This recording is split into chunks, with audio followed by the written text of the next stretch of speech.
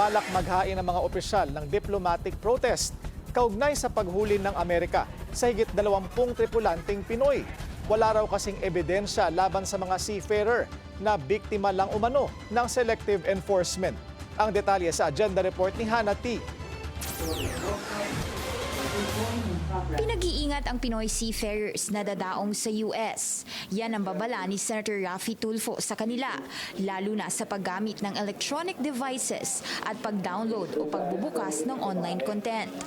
May 21 Filipino seafarers kasi ang pinaratangan na nag-access umano ng child pornography materials. Noong Hulyo, ni-raid ang kanilang cruise ship ng CBP o Customs and Border Protection sa Virginia at puwersahan silang pinaalis ng nakaposas at saka pinadeport. Sabi ng seafarers kay Tulfo, biktima lang daw sila ng selective enforcement, lalo na't track din ang kanilang email addresses.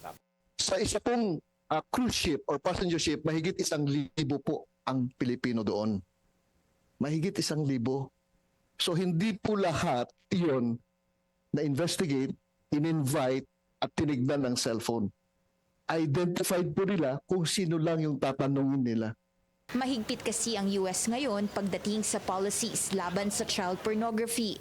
Kahit simpleng pag-view o click sa mga pinagbabawal na content, maaaring madetect ng US CBP. Hindi naman nagkulang ang DMW sa paalala tungkol dito.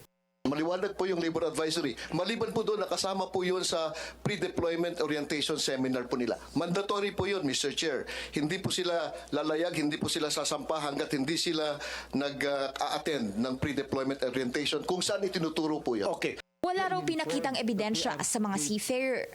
Wala rin consular representation at hindi rin naabisuhan ng konsulada tungkol sa nangyari. Nakikipag-ugnayan ngayon ng DFA kay Tulfo para sa isang government-to-government approach. Tinitignan ngayon ng mga opisyal ang posibilidad ng paghain ng diplomatic protest para hilingin sa kanilang US counterparts na maglabas ng evidence against our seafarers. Kung walang ebidensya, dapat daw tanggalin ang masamang record na pinataw sa mga biktima, kasama ang 10-year ban sa pagpasok sa USA. Para sa agenda, Hannah T, Bilyonaryo News Channel.